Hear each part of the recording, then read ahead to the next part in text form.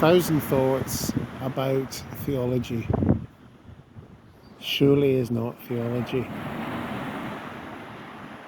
1,000 lines from Scripture is not God. See, well, God gave us the Word.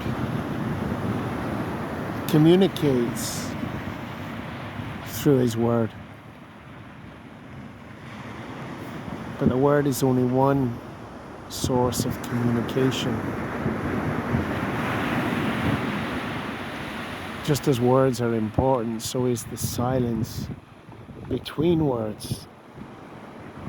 So is the tonality of the words, the way they're said.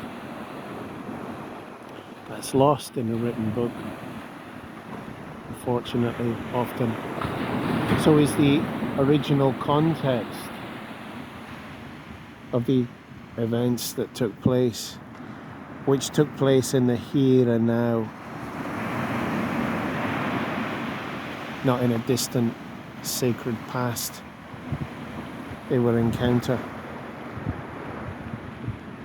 So 1,000 thoughts about God is not theology, not real theology. The Eastern Orthodox, they retain some of that in their hesychastic tradition of the heart. In the West, we have the tradition of St. John Cassian, an early desert father who was from the West and came back to the West and set up monasteries in Paris and other places in France. I think he was Romanian, actually, Latin still.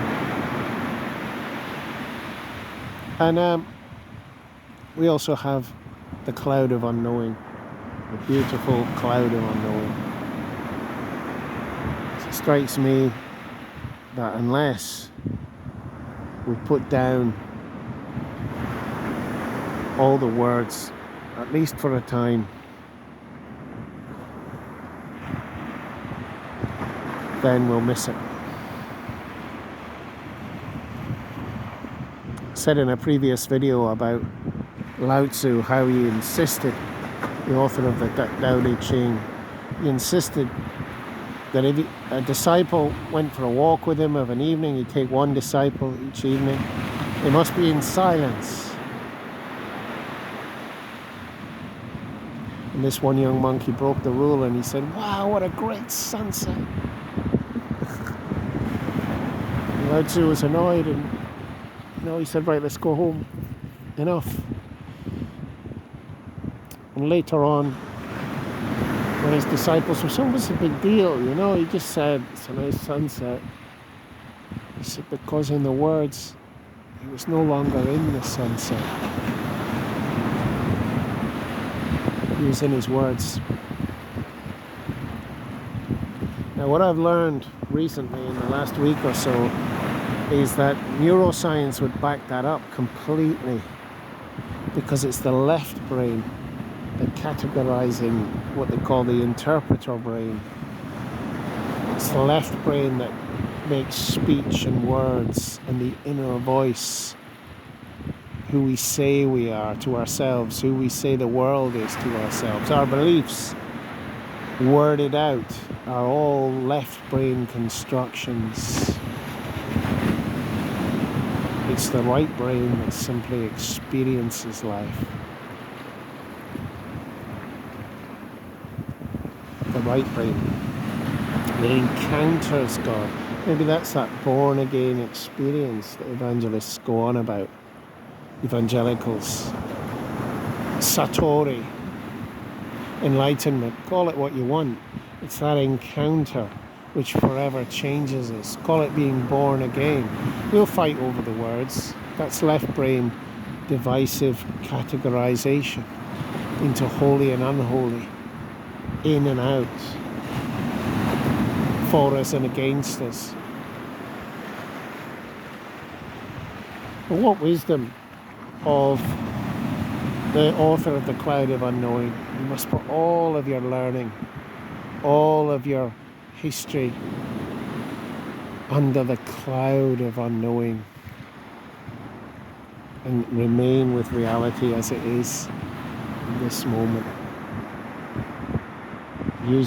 For him, he advocated using a prayer word, 1 or 2 syllables. Some use like Maranatha, that's 3, but who's counting? Abba, another one. And what I find in practicing in the last few days is you come into this kind of rooted center. You find your center where God is, where life is at its deeper level. And then when temptations come or trials come, you've got that reserve of the calm center to draw from.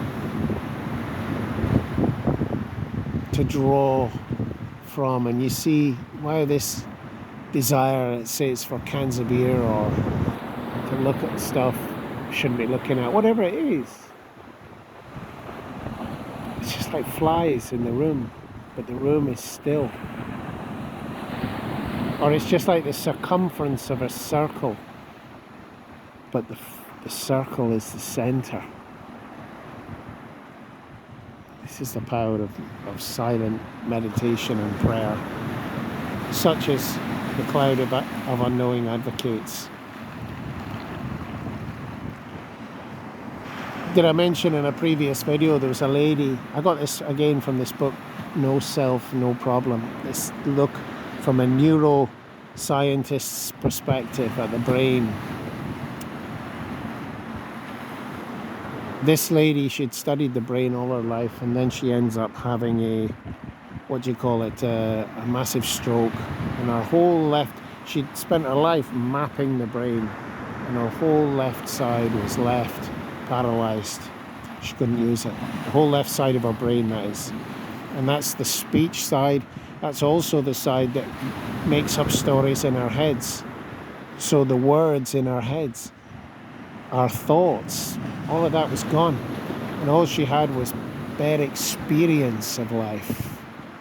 She could hear, she could sense, she could touch, all these things, but she couldn't do analysis, evaluation, thought, categorization, words. She couldn't communicate what she was going through. But she said after, it was like Satori, it was like enlightenment, nirvana for months. La La Land, she called it. And now, after that experience, she has a choice. Do I engage this left brain, which is so useful for the ordinary course of events, filling in forms, finding jobs, and keeping them, and all of these things, and yet so often just ends up out of control? Well, she learned to control, to say, okay, will I engage this left brain now, or will I enjoy life? Because she said she just had this overwhelming optimism with the right brain, overwhelming space.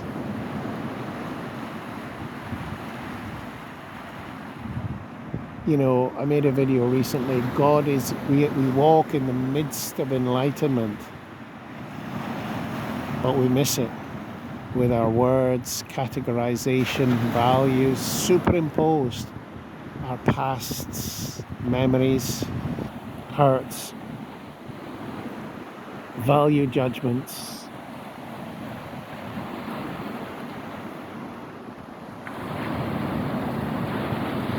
We walk in the midst of enlightenment, especially when we can learn to quieten that aspect of our minds, of our brains. And it's not suppressing, it's just sitting quietly, saying, this is happening. Now I'm not going to roll with this.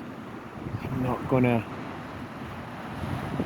engage this side of my brain. I'm just going to sit and be still.